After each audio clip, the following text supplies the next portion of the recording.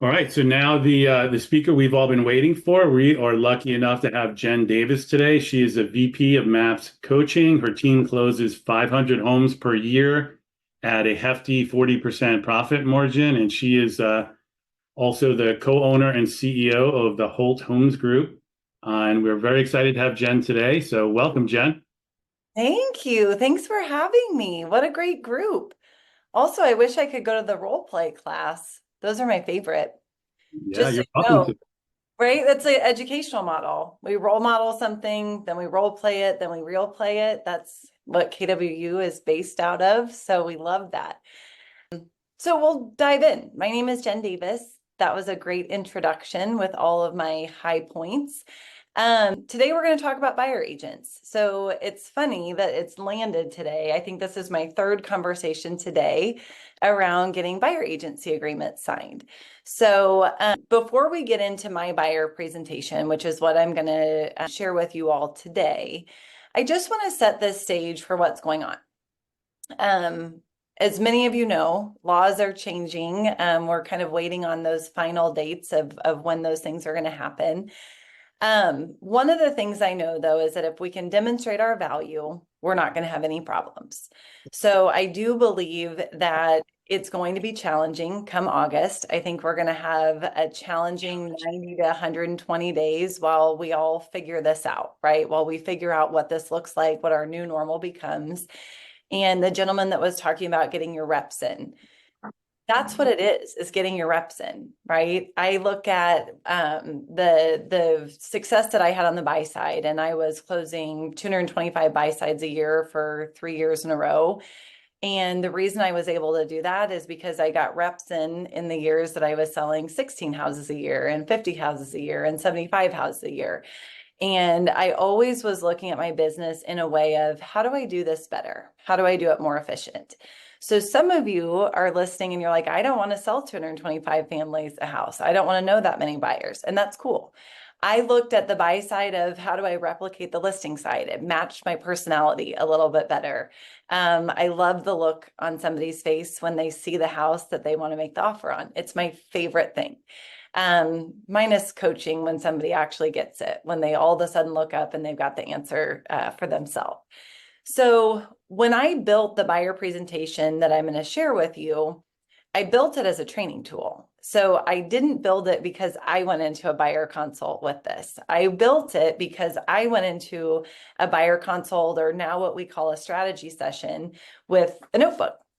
And I would have a line down the middle, and on the left side, it was what the buyers needed, the necessities, and on the right side, it was what the buyers wanted. And what happened was, as I evolved and as I needed to do hiring and bring people in to help replace my production, what I recognized is conversion is the hardest skill set. And what I mean by that is your conversion, if I asked you what it was, almost every person on this screen would tell me that your conversion rate is 80%. And I would challenge that because most people, when I track it, is really somewhere around 55 to 60%. And so what happens is with conversion being the hardest skill set, is if we never look at conversion, if we just assume we know what ours is, we actually can't get any better. And the opportunity in business is understanding what your gap is, where you're actually at and where you want to be at, and how we get better. And that's conversion. And conversion is in direct correlation with the quality of conversation that you're willing to have. So when I built out our buyer presentation, at that point, I was looking to replace myself on the buy side. I had stepped in as the CEO of Holt Homes Group. I was running the team, and our buy side got a little wobbly because I was the one that was doing the strategy sessions. And what I learned was, oh, if my agents don't know how to do this, then that's on me. I've not trained them well enough to do this. And so a couple of weeks ago, Jason and Gary and crew asked for everyone's buyer presentations. So several hundred of us sent them in, and there were 3 of ours that they kind of picked as, here's really what we think works, right? Here's really what we think is the way to demonstrate your value as a buyer's agent. And so before I share my screen, What I want you guys to understand is when I go into a strategy session, that's how I look at it. I changed the terminology in 2020 from a buyer consult or buyer presentation to a strategy session. And the reason is I wanted to partner with my buyers. I wasn't consulting them. I was partnering with them. I was going to help them make strategic decisions that would place them in the best possible light to get the best possible house at the best possible price in the time frame that worked best for them. So best possible price doesn't mean least expensive. Best possible price means what gets the deal done. Time frame that works best for them doesn't mean that I need to get paid in the next 30 days, right? Time frame that works best for them is what works best for their family. And so I had to understand what a pipeline looked like of how many buyers I needed to actually be meeting with to hit the goals that I wanted to hit. And what I found was over years and years of tracking is about 30% of the people we meet with in the month will transact in the month we meet them. So if I'm a brand new agent and I have no pipeline, or I'm a team owner and I'm bringing on a new agent and they have no pipeline, if they wanted to put 3 under contract in a month, they would need to have 9 strategy sessions. So those 3 would go under contract in this month. What happens to the other 6? Well, the other 6 are put in a pipeline, and I'm going to understand where and when they're going to transact. What has to happen for them to buy a house? And what I'm going to do is I'm going to tailor my follow-up plan to what their motivation and timeline is. So the first thing I do if somebody comes in for a strategy session is number 1, I meet with them in person. I'm not a Pop-Tart. So if someone calls and wants to see a house, I don't just pop out and run and show it to them. I meet with them. I'm the expert. So they come in or we meet on Zoom, preferably in person, but that's based on your market and how close you are to things. So they come in and we meet and we do some rapport building. And that's any buyer agent ever is going to say you spend 2 or 3 minutes just getting on solid ground, finding some common theme that you can connect with them on. The next thing that I'm going to do is I'm going to ask them, so what do you know about the market? And then I'm just going to listen. And I am not listening to prove them wrong. I'm not listening to prove them right. I'm not listening to demonstrate all the knowledge I have about days on market or month supply of inventory or what's happening in this subdivision. Actually asking the question to understand what perspective do they have? What do they think is going to happen? And by when do they think it's going to happen? So there's that book called, I think it's called 5 Dysfunctions of a Team. And they talk about everybody has a different stripe on a beach ball, right? If I'm an admin, I have this stripe on the beach ball. If I'm an agent, I have this stripe. If I'm a listing agent or the rainmaker. As a buyer's agent, my goal is to see it through the lens of the buyer.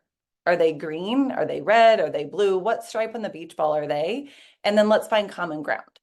So what do you know about the market? And then I'm going to do 1 of 2 things. I'm going to validate what they already know. I'm not going to be real long-winded. I'm not going to go into a lot of detail. If they know what's going on in the market, I'm going to validate it and I'm going to move on. Or if maybe there's a gap in their knowledge, I'm going to educate them. So I'm either looking to validate what they know or educate them on what's actually happening in the market.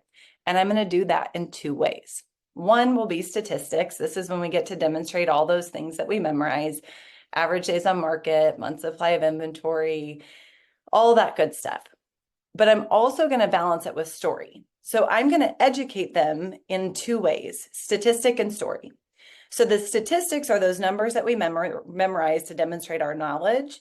But the story part is for those people that don't care about numbers and don't really understand what you're saying anyway. It's a way to slow down. It's a way to connect with people. It's a way to celebrate the wins you've had with past clients that listen to what you've told them to do. Or it's a way for them to utilize maybe some failures that other clients had when they didn't listen to you so that they don't have that painful learning curve. So that's kind of the first 5 minutes of a strategy session. And then I'm going to say something like, Mr. and Mrs. Buyer, here's what the next 45 minutes to an hour looks like. We're going to talk about the market. What we're going to do is we're going to spend the next 45 minutes to an hour and we're going to talk a little bit about the market in your specific price range. We're going to talk a lot about what it is that you want in a house, what it is that you need in the house. Then we're going to decide if we're a good fit and if we're going to work together. And then we're going to get some paperwork signed. And then we're going to set up a time for you to actually get in some houses and to look around. Does that sound good? Every person is like, yeah, sounds great. And I'm forward pacing them through the next hour.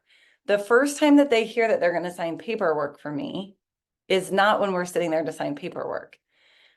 If my ISA, my inside sales agent, has booked the appointment, they're going to talk about it. I'm going to talk about it in the first 5 to 10 minutes of the strategy session, and then we're going to hit it at the end. So I'm going to share my screen, and don't worry about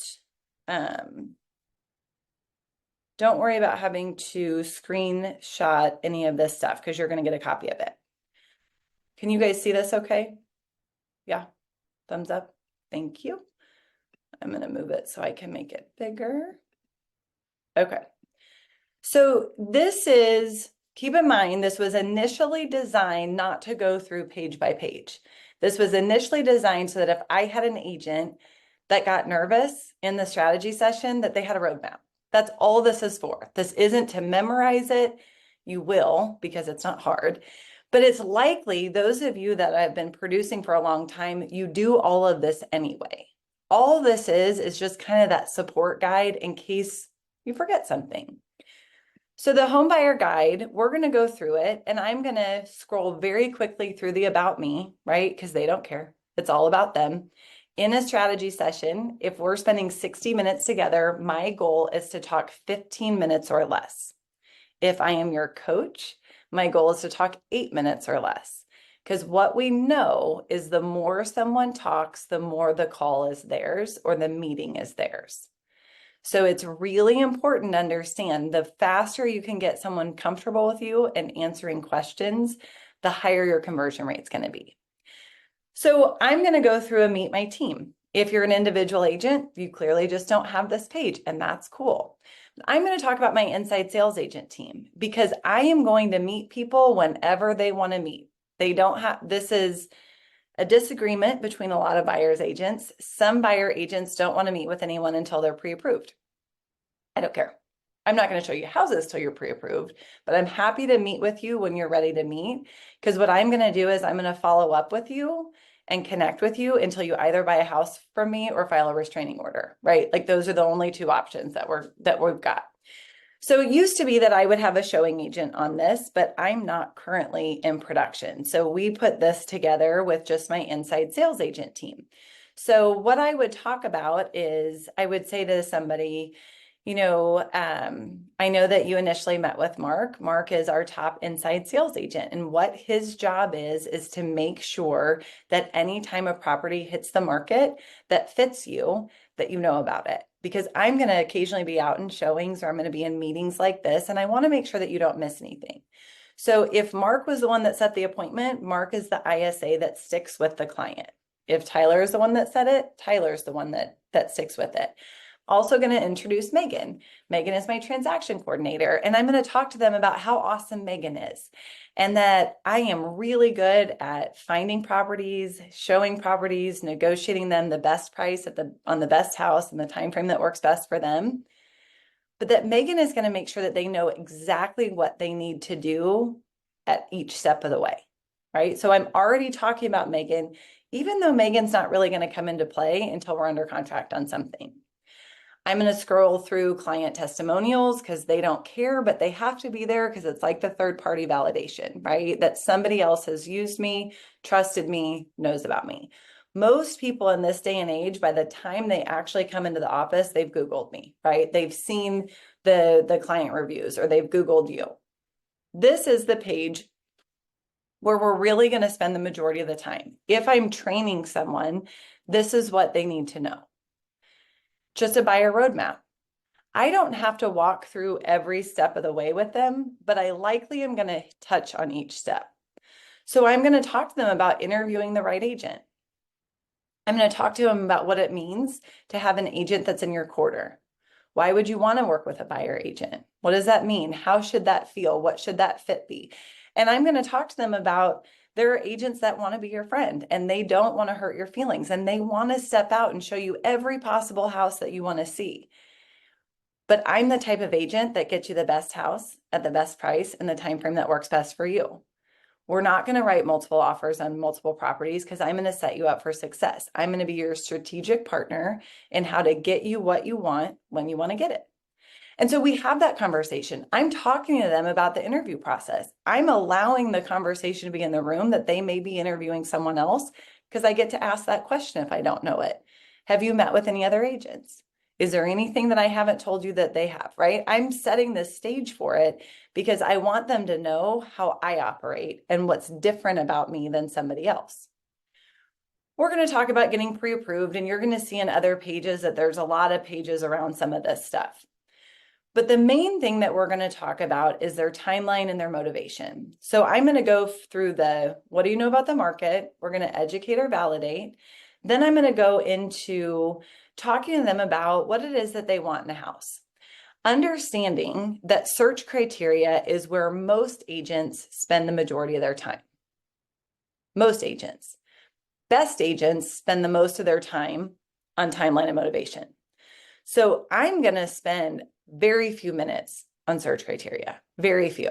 I'm going to hit it again on the back end, but there are only so many bedrooms, bathrooms, square footage, school district, price points that somebody wants to be in. So what I want to know is, why are they moving now? What about now is important to them? What happens if we don't hit that time frame, right? So if Al was moving to Springfield and I said, okay, Al, I understand that you want to be in Springfield, Missouri by July 4th. What happens if we haven't found you a property by then? And Al says, I don't have that option. I have to buy a house. I have to be under contract, moving in by 4th of July. Cool. I know Al has to buy right now. His criteria isn't going to waver, right? He knows what he wants. He knows where he wants to be, and he has to be there. We don't have time. Now, if I say to Al, I understand you want to be here by 4th of July. What's your plan B? What if we don't find that house? And Al says, well, my buddy Dan lives in Springfield, and he said I could stay in his basement. I could crash on his couch. It's totally fine. He's not there much over the summer. He's usually down at the lake, blah, blah, blah, blah, blah, blah, blah, right? And Al gives me a super detailed response to what his plan B is. His plan B is likely his plan A, right? He's not the right now buyer that I think he is. It's okay. It doesn't mean that I don't want to help Al. It doesn't mean that I'm not going to finish the strategy session. It likely means, though, that he's not really ready to make that decision right now. And so I've got to determine, what's the motivating factor? What has to happen in order for him to move from plan B to plan A? And how do I help create that urgency? If I can't. If I can't, then I need to set different expectations around Al about how many houses we're going to look at and when we're going to look at them. Because if Al really doesn't want to be here until September or October, Al's not my right now buyer. And so I'm going to be tired of Al by the time he buys a house. And what's going to happen is, the more houses I show him, the less likely he believes that I'm the right agent to find him the house that he actually wants. Or worst case scenario, Al and I don't talk about the expectations of the market or offers at all. And Al writes offer after offer after offer that doesn't get accepted. Al doesn't ever think to himself, man, I really should write a better offer. He thinks, man, Jen is really a terrible negotiator. And so what I've got to understand in this strategy session is that this sets the tone for the rest of my relationship with my buyer. And so I'm spending 30 to 40 minutes on timeline and motivation. Tell me more about that. What's important to that about you? What happens if this doesn't happen, right? I'm gauging the interest and I'm asking additional questions. At the end of the motivation timeline, when I'm like, I know he's buying right now. I know that we have no other options. I'm going to say something like, okay, so what this means to me is, anytime a property hits the market that fits your criteria, or I drive by a house that I think looks for you, I'm going to call you, I'm going to text you, I'm going to send a smoke signal your direction, right? I want my motivation to match your motivation. And what that means is, I'm going to be over communicative with you right now. And Al's going to be like, yeah, I've got to buy a house by July 4th. But if I said that and Al was like, oh, maybe just text me twice a week. Does he really have to buy a house by July 4th if he only wants a text every couple weeks, every couple days? These are the questions that we have to be comfortable asking, because it doesn't mean we're not going to help the buyer. Our follow-up is just different. We're showing different. When I hear that buyer agents look up and they're like, I've got buyer agent fatigue, I get it. It's exhausting to show houses to people that don't actually want to buy right now. And what we're doing is we're spending time with buyers that can't buy and losing buyers that can, because we're not asking the right questions. We're asking about bedrooms and bathrooms when we need to ask about timeframes and plan Bs. So what happens is, when we're meeting with buyers and we're talking to them about the timeline and we're talking to them about motivation and we're doing all this, what we're demonstrating to them is we care about them. We care about their story. It's actually not about the house. It's always about their story. We're going to find them a great house, and we're going to make sure that they're taken care of. And we're going to make sure that we do all of the things that agents do. But at the end of the day, people work with people that they know, like, and trust. And the more I know about someone, the more they can trust me. Because if I know them and I know what's important to them, I'm not gonna try and even show them something that doesn't fit into their plan. So when we go through and we talk search criteria and we talk motivation and timeline, I'm going to circle back around when I have a good feeling on the timeline and motivation. And I'm going to say something like, hey, do you mind if we just circle back around? And I just want to run through that search criteria one more time. So here's what's happened. We've done rapport building. We've talked about the market. We've talked about why they want to move, when they want to move, what's important to them. And now I come back to that criteria, which was just a blip at the beginning. Two things happen. One, they're more comfortable with me. So they're more likely to correct me if I got something wrong, because now we're in relationship. But the second thing is that their defenses are down. So they're really going to be honest with me about price range and what is important to them about that, what their loan types are going to be, all of those things. The longer they spend with me, the more honest they are. So after we go back through search criteria and they've corrected anything that's happened, I'm going to do the first of two things. After every appointment, I'm going to do one of two things, but on this first appointment, I'm going to do both. I'm going to set the next appointment. So Al, I understand that you need to be in Springfield by July 4th. Here's what I think we need to do. I'd like to go back to my office, right? So if I'm in a conference room, I'm going to go back to my office. I'm going to find the top two houses that I think are going to work for you based on today's conversation. Can you go out tomorrow at noon or 4 to look? So I'm setting the next appointment, right? It's the assumptive close of, hey, we're working together. And he's going to say, yeah, tomorrow at 4 works. Cool. Hey, before we get there though, I just want to make sure that you're good to move forward. I want to help you and your family find your next house. I believe that I'm the person that can find you the best house at the best price in the time frame that works best for you. Would you agree? Al's going to say, yeah. Or he's going to be like, Jen, I really just feel like I need to meet with more people. Either one is fine, but I have to ask the question. I have to ask, do you want to work with me? If he says yes, awesome. We go into the buyer agency agreement.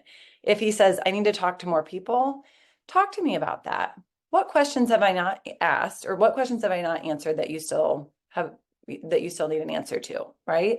I'm digging in. I'm not avoiding the conversation of, are we going to work together or not? I'm just going to dig in.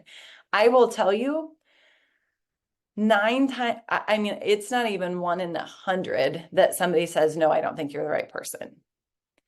If you've done all this and you've spent 45 minutes to 50 minutes with someone and you fully understand why it is they're moving, when they want to move, what's important to them, it's very, very rarely. Most of the time before that would happen, that someone would say, no, I don't think so, I would be like, oh, this isn't a fit for me. It would be more likely for me to be the 1 in 100 that I'm like, I don't want to work with this person. There's something that's not quite right. So let's say that Al says, yeah, I do think you're the best person. I'm excited. Let's get started. I want to go look at houses. Cool. This is the point in the presentation that we talked about earlier. This is the point that I mentioned earlier where we were going to sign some paperwork. Al, do you know how I get paid? And he's going to say yes or no. He's going to say, well, most people have some idea, right? They say, well, I think it's like commission or something, right? Yeah. Yeah. Do you want me to explain it to you? So I go through how I get paid. Al, I'm going to get paid in one of three ways. One is the seller is going to offer compensation that covers what it is that I charge for compensation. The seller is going to offer a partial amount of it, or the seller is going to offer none of it. And then we start to unpack those three things, right? I'm explaining each of them. The lawsuit was not around buyer compensation. The lawsuit was around lack of transparency in buyer compensation. Buyers didn't understand where the money was going. Sellers didn't fully understand where the money was going, right? So I'm simply going to ask the question, do you know how I get paid? I'm not going to bring up the objection if I know it's there, if I don't know it's there, right? I'm just going to ask the question, do you know how I get paid? And then we're going to unpack it. And I'm going to talk to him about what it looks like if the seller pays it. I'm going to talk to him about what it looks like if there's a partial compensation offered. And I'm going to talk to him about what it looks like if there's no compensation offered. Each of those conversations is going to be a little bit different, and they're all going to be the same. We all used to have those conversations around for sell by owners. It's not any different, right? We would have to negotiate our commission or our compensation with a for sale by owner. That's all we're simply doing now, or the buyer would have paid for it. So when we get to this point, it's simply the conversation around Mr. and Mrs. Buyer, I believe that I'm the right agent for you, and I'd love the opportunity to help you find the next house. What questions do you have for me before we move forward in signing paperwork? What I will tell you is we make this big thing out of getting buyer agency agreement signed, or we're not sure how to talk about the money side of it. Most of the time, they already have some semblance of an idea, and it's just up to us to help them unpack it so that they really understand it. The rest of the buyer presentation, and then I'm going to open it up because I told them I would leave time for questions. We unpack the finances a little bit, right? So if someone wants some samples of questions that they might ask, we talk to them about what they should bring when they meet with their lender. We go through recommended lenders. We go through what does it look like in a home search, important information. As a reminder, you're going to get all of this. But as a reminder, this was all initially designed to help with training. So some of you are on here and you're like, I don't need this. I have something like this. I get it. You don't need it. Don't use it. But if you don't, or you need to elevate something, just R&D mine, take it, put your picture on it, put your reviews on it, right? It doesn't matter to me. We're not in the same market. I wouldn't care even if we were, probably, but there's a checklist, right? It's all this stuff. There are notes, must have. None of this is life-changing for any of you. You've all done a buyer presentation before. You've all done a strategy session. What it is, though, is it's a way for each of you to be able to say, I can streamline this, right? I can make this repeatable so that every time I go into a strategy session, it's exactly the same way, just like you would with a listing presentation. Okay, what questions do we have? We have one. First one is from Anthony G. Anthony, are you on? Do you want to unmute and ask a question? Yes. So if they, what if they say, yes, I do understand how you work. Okay, so I think you still have to unpack it, right? Right. In this day and age, we still have to unpack it. So if they said, yeah, I do understand how you work, I would just be like, cool. I just want to make sure that you know that there are these three options. And to make sure that I'm in compliance with what my brokerage and everybody, I'm in compliance with my brokerage and state law, I do need to just simply go through that for you. So there are these three options. So here is my fee, X dollars, donuts, whatever it is you want to call them, right? Here's what I charge. And then here are the three different ways that I would get paid. Do you understand that there is there's the potential that you would pay all or part of my compensation? So if someone simply says yes, I would still dive into it, because the number one thing you can do to protect yourself is to have all of that signed off on, that somebody understands exactly how you get paid. All right, Robin has a question. Do you want to unmute Robin? Or you guys can raise your hand and let us know if you have questions. Oh, yes. So say, for instance, thank you for the presentation. It's great. So say, for instance, someone signs the paperwork with you, and then they go and they sign with someone else too. how does that work? I think that would probably be up to like a local compliance type thing. I've not ever had that happen. So one of the things that, we do typically ask either on the phone or in person is, have you met with another agent? Are you working with another agent? Right? Like that would be a question. So if someone said to me, yeah, I've met with another agent, I would follow up with the question of, did you sign anything with them? Because if somebody signed with another agent, I'm not getting in the middle of that, right? There's enough business for everybody. That's not who I am. If that happened to me though, where they signed with me and signed with someone else, I think I would go to my broker and just say, hey, I don't know how your individual contracts read. Ours, I think, boils down to procuring cause and some other complicated things. So I don't know that I can answer that. I don't know, Al, if you have an opinion on that. No, but I'm sure our brokers do, but I know we have you for a limited amount of time, so maybe we'll handle that one locally and move on to the next Yeah, I would question. say that's a challenge, Robin. If that's happened, I would just maybe connect with your broker so they can talk you through it. Has that happened to anyone here that wants to No, share how they went about it? I've had someone come to me that has signed with someone else. I've never had somebody after they signed with me then go meet with someone else, right? I kind of know if I've dropped the ball, if someone's like, hey, I want to work with someone else. Okay. All right, Luann had a question. I do, Al. Susan, bye. Sorry. Oh, go ahead, Susan. Hi. So if you have a buyer who is not a now buyer, let's say they're waiting for a confirmation of a job reload or something like that in about 2 months, but they're almost certain they're going to move. What do you do with the exclusive buyer's agent agreement? Do you still try to get it signed, or, how do you capture that not right now buyer, but, in a couple of months or several months buyer? It's a great question. I'm always going to have them sign it now. Even if they told me they were 18 months out, I'll have them sign it now for 2 years in the future, right? I'm going to tailor my follow-up plan to it. But what I would say to them is, hey, I want to make sure that I can get started working for you as soon as you make this decision.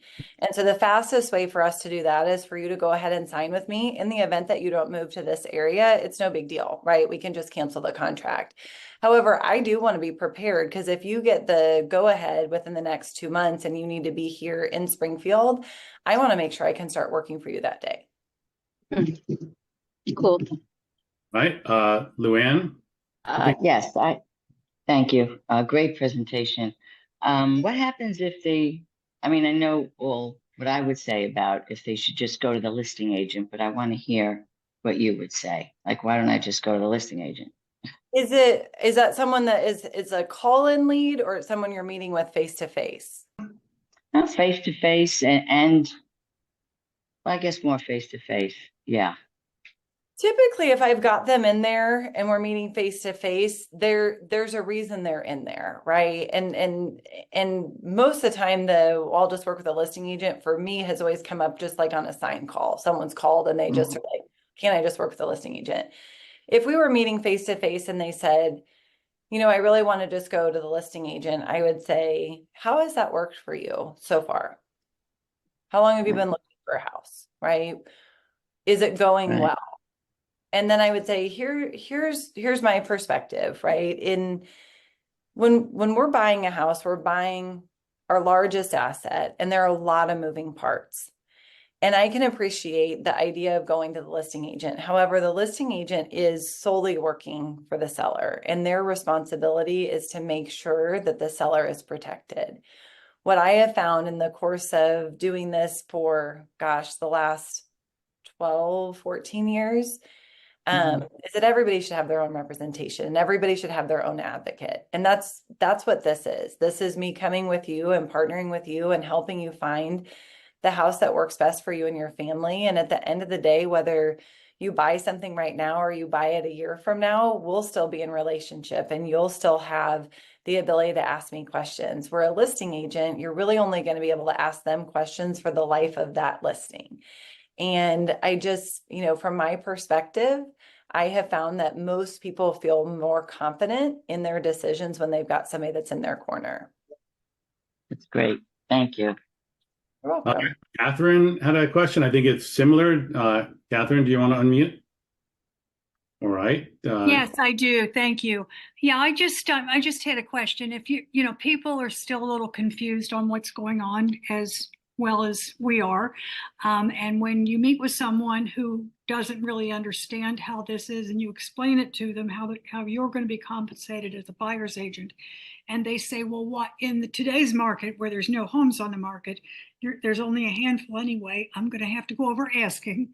So am I not better to just deal with the listing agent, go right to them, because I can put this money towards my offer, increasing my offer, excuse me, bad allergies, instead of paying you, and that person's going to be the ultimate influencer anyway to the seller in getting the deal. So I would unpack it a little bit. If a buyer was saying that to me, because there's a lot there, right? There's a lot and there's not a lot of inventory, if there's not much on the market. First of all, I would talk to them about, well, I don't just sell homes that are on the market, right? I'm a licensed agent. My job, if inventory is the problem, inventory is also the solution. So while I'm going to look at MLS for you, I'm also going to look at things that are not currently on the market. And my goal is to find you the best house on the MLS or off the MLS.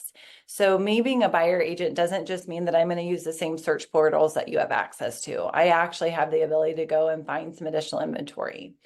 On the second part of that, where I'm going to go to the person that has most influence and I could use that money just for me, maybe. Many of the listing agents are still taking the listings at a full percentage, and whether the listing agent will utilize that as a credit for you or keep it, we don't know. But what we do know is that you still wouldn't have representation in that. So you still wouldn't have someone that was advocating for you and making sure that it was a good financial decision for you, making sure that you were using the right inspectors and utilizing the best loan terms. So what I've found is even the listing agents likely prefer for there to be another agent that's involved, because it helps. It helps with the communication. It helps the transaction go a little bit smoother. I mean, I think that's how I would unpack it a little bit, because there were like 3 or 4 objections that are in there. So I might isolate it and say, okay, so what I'm hearing you say is you're concerned about the lack of inventory. You're concerned that you somehow may overpay on the house because I'm getting, like, I would boil that down and take it with the client step by step, right? Like I would, and we could role play it if you want to, but I would be more likely to chunk that down. So whoever's holding the role play class on next Friday, that would be a good one. When there are multiple ones, you isolate each one and handle each one as it comes instead of trying to do all 3 together. No, your presentation's wonderful. Thank you for that. You're welcome. Thank you. All right, we have a few more questions. Deb Schechter, did you want to unmute and ask your question? Two-parter. I think we covered. Well, I think the part about just working with the listing agent, I think, was answered. And I just have a question about how long if it's 18 months out and a buyer signs the agreement immediately, how long is that agreement good for? I have not used buyer agency agreements at all. Oh, I've signed them out for, you'd have to look at your local contract. I don't know if there's a limit on it. So that would be a broker question. But for me, I've signed them out as far as 3 years in advance. If somebody was, working on a credit repair or moving across country or those types of things, you could always have them sign another one. But ours are good for as long as we put in the contract. And there's always that 30-day cancellation. In ours, there's a 30-day cancellation, right? Where they would give 30 days notice to cancel it. But what I would look at is the more important thing is the follow-up. So if somebody is 18 months out, I'm not waiting until 17 months from now to follow up. Of course, right. Okay, yeah. Thank you. And for us, it's the same way. I believe you can fill in any date that you like that they agree to. And Sally, one of our brokers of record, is agreeing. So I think we're good there. Right. We have Eileen, then Ghani, then Yavuz. Eileen, let's see, do you want to ask your question? Then maybe we have several brokers of record on here. So if Jen can't answer it, I'm sure someone can. Do you want to unmute, Eileen? Yes, I'm sorry. Can you hear me? I'm here. Yep. Hi. The question was more or less about the status of that we can get, like if the percentage that the seller is offering does not cover our fee, from my current understanding was that we are not allowed to be taking a partial fee from the seller and then from the buyer. Is that still correct? No, so my understanding of it, and somebody can correct me if I'm wrong, is what you put in the buyer agreement is the most you can get paid.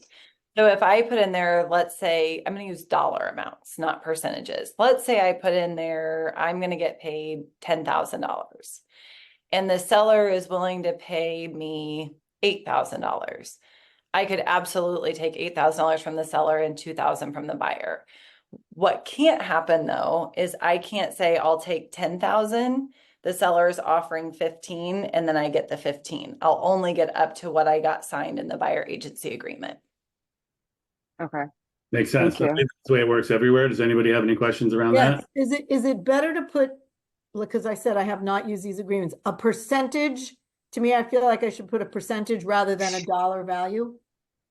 I think it will depend on, yeah, I think a percentage certainly is what is tradition, like it has been in the past traditional, right? That we put a percentage of the sales price.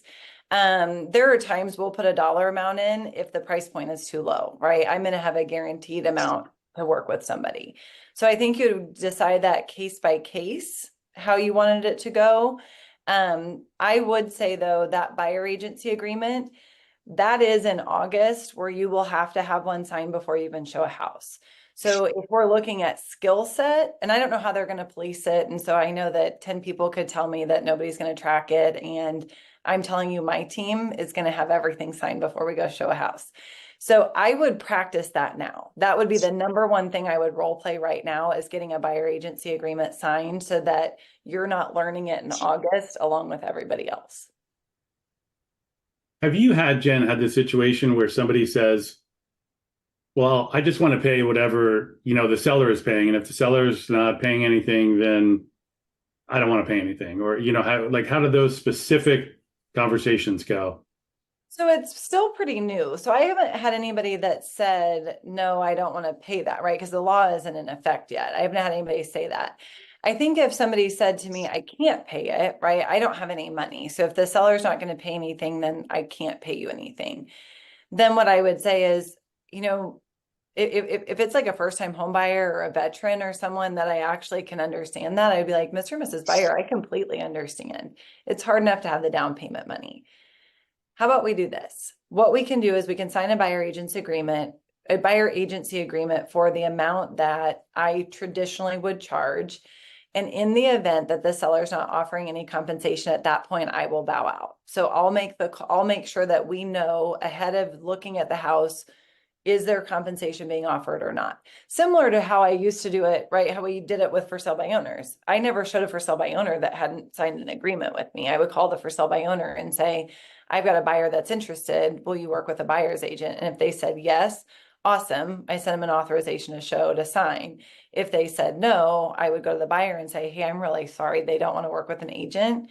I don't want to get in the way of you finding your perfect house. So, unfortunately, unless you want to pay me, I won't be able to represent you. Got it. Okay. I know we're short on time. We have at least two more people who want to jump in with questions. Gani, do you want to unmute? Hi, Jen.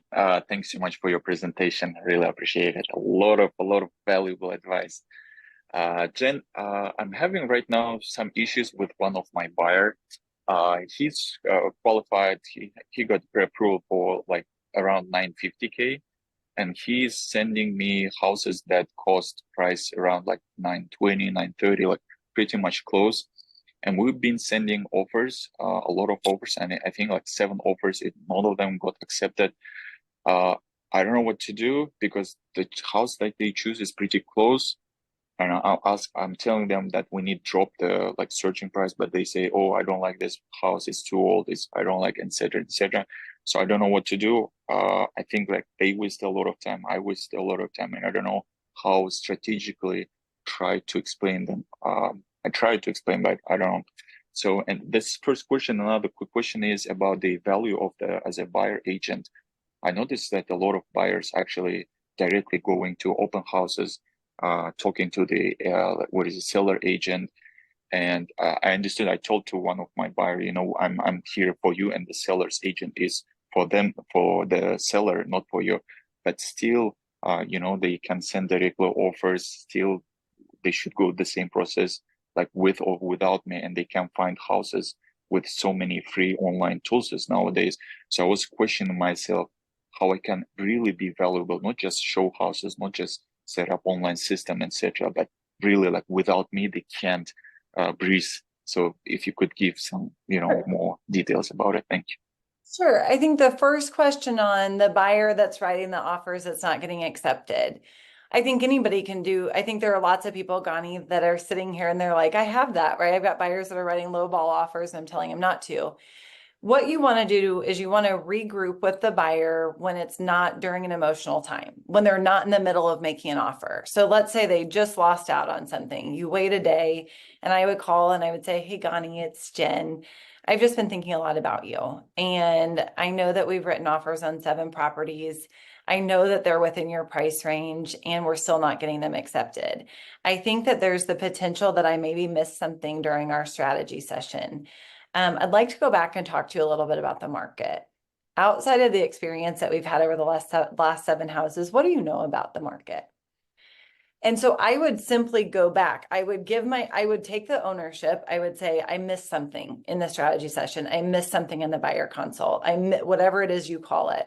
And then I would simply go back and say, hey, can we restart? And I would start the conversation not in the middle of a negotiation like that, because they're already too far in, right? They've already made the emotional attachment to the house that they want to make the offer on. So I think that's what I would do first. I would do that the same thing with anybody that if you've shown anyone more than 3 or 4 houses, I would regroup with them today. That's your homework. I would call and say, hey, Al, it's Jen. I know we've looked at the last 3 or 4 houses together and none of them have worked. I think I missed something in the strategy session.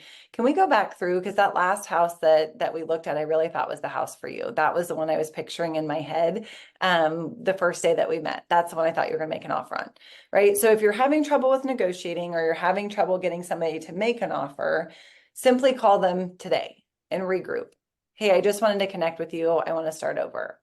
As far as the one with the open houses, I think we have to understand, first of all, that our value is so much more than in showing a house. So even if one of my clients went to an open house, that doesn't scare me. I offer more than just opening a door. And I get that they can look at things online.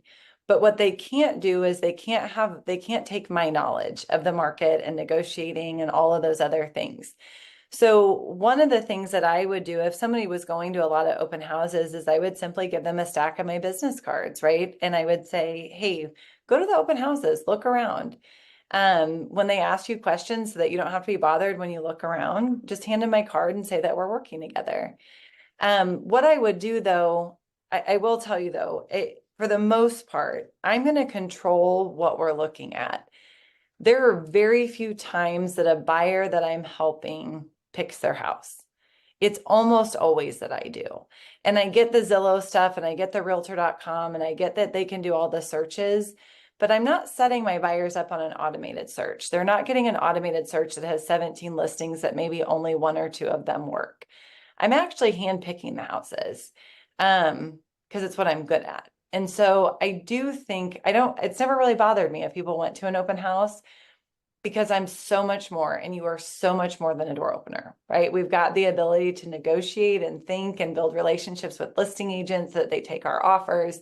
Like we get to do a lot of cool stuff. The value isn't in the getting in the house. The value is in the rest of it. You can ask your question. I have a question.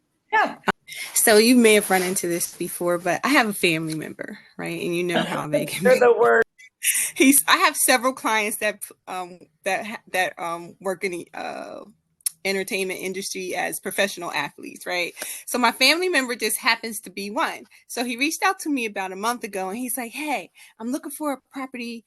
And I know he loves North Jersey. So I sent him everything that I could find in his price range in North Jersey. He sends me, like, he went and he got his own pre-approval. They're asking for 30% down. I'm like, wow, that's a lot of money down. And, but he went and he doesn't want to pay cash for it. He wants a mortgage. So he has his own pre-approval. I sent him properties in the designated areas that he, is looking in. And I really need to hold his hand in this process because he's like a type of person that just be like, oh my gosh, I love it. But he doesn't, I need for him to see the neighborhood. And it's in the neighborhood that has a lot of old homes, but they're doing a lot of renovations to like the older homes and making them look newer.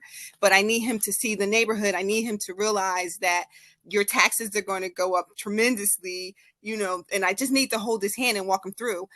But I don't want to pressure him either. How would you proceed? Because I haven't heard back from him since I sent him the information. How I would proceed is this. I will tell you every time that I've had a buyer that I'm like, oh my gosh, this person's killing me.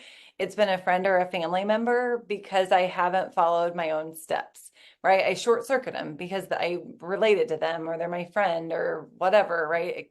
One of my kids' friends' parents. What I would do is I would call the person today and just say, hey, I want to reset. What I just said, like the regroup, I would say, I just want to reset with you. We jumped into this because we do know each other and I have a good feeling on what it is that you want. And I know you're excited about this. And I would be doing you a disservice if I didn't take you all the way through the steps. And there's something really, really cool about buying a house, but it's only really, really cool if you understand all the steps. So what I'd love to do is actually take you through what we call a strategy session, because I want you to be well equipped to make the best decision for you and your family. And I think if we just rely on sending texts back and forth or emails back and forth, you're going to miss out on some of the experience. And I want you to feel really good about whatever it is that you decide to purchase. So I would simply just reset and I would do a full strategy session about it, like with them. I would do the full, just as if you didn't know who they were. Oh, great advice. Thank you so much. Because you're right. I did skip a lot of steps. Everybody does. It's not just you. We've all done it. And I know you need to jump. One of our top agents had one last question. You have time for one more? You bet. Connie, do you want to unmute? She also texted it to me in case she had to jump. Are you on, Connie, still? Connie Choi? Yes, I'm here. Did you want to ask your question?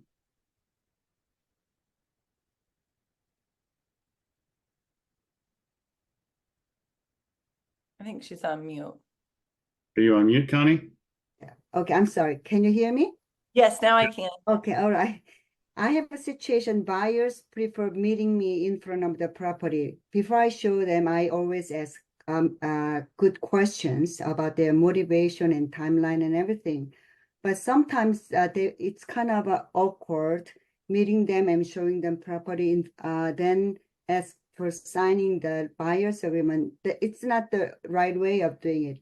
What do you do to bring them in for the initial interview? What do you do? Typically, if somebody calls in and they're like, hey, I just want to see this house, right? Like that's always what it is. I want to see 123 Main Street. Can you tell me how much it is? And all I'm after is to slow it down, right? And so what I will typically say is, there's that old LP Mama script, which is we go through location, we go through price, we go through motivation, like all those things, right? But I'm slowing it down enough to just talk them through it. And when they just want to see the house, I will still say, Mr. and Mrs. Buyer, I really want to help you. And I know that I can get you in this house later today. But I also know that the seller and the seller agent are requiring for only people that have been pre-approved to be able to go through the house, right? So like, I sometimes will blame other people. I'll do whatever it takes to get them in a house. Number one, there's a safety concern of I'm not just going to go to a house and just show it. But also I do think the sellers deserve someone that's actually been vetted by someone else, right? Before we bring somebody into their home. So I'm going to slow it down. I don't ever separate it. Like if someone really wants to see the house today, I'm not pushing them off until tomorrow. I'm simply just saying, this is how we work and this is what we need to do. If they wouldn't come to the office, I would still require them to meet me on Zoom and I would have them sign the buyer agency agreement, at least for that one house. And if they didn't want to, we wouldn't work with them because there's something that's not quite right with someone that won't slow down enough to be able to, for you to ask them some questions and make sure. Thank you. It was very smart. Right. Thanks. I think Jen let us know ahead of time she had a hard stop at 3 and she stayed over a little bit. So we really appreciate it, Jen. Want to be respectful of your time. This was, from my standpoint, awesome. I got a lot out of this. The feedback in the chat has been excellent. I know the agents loved it. So thank you so much for doing this. My And pleasure. I will send you, and I'll send you our buyer packet so you've got it. and is there anything that you're working on that you want to talk about or plug before you wrap up? Do you have like coaching programs that our agents could sign up for, or anything you want to share? We have one thing that's coming up that I'm really excited about. So one of the things that I've been able to do with MAPS is create some strategic partnerships. And so we've got one with Phil Jones, who many of you would have seen at Family Reunion or Mega Camp. He's the author of Exactly What to Say.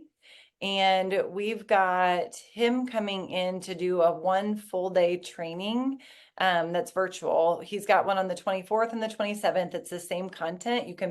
You sign up for one and you actually get both days. But it basically is the conversations that our agents need to know right now. And I went to New York in January and I paid, I think it was $5,500 for the certification in this. And we're offering it for $200 through MAPS. It's virtual instead of in person. Single-handedly the best training I have taken in the last 3 years. And it's all conversations. There's a workbook that gets mailed to you. If I were going to take anything, it would be that. I am totally biased because it's a MAPS product, but it's not my product. So it's somebody different. He also has a really cool British accent, so he's way cooler to listen to than me. Awesome. So you're going to send us your deck from today. So if you have a link to sign up for that, maybe when we send out the deck to everybody, we'll include a link to sign up for that program. Yep, that sounds great. You can also go to mapscoaching.com, but I will send you that as well. And then if you need anything else, just let me know. All right. Thanks again. This is great. Really appreciate it. Have a good day. All right. You too.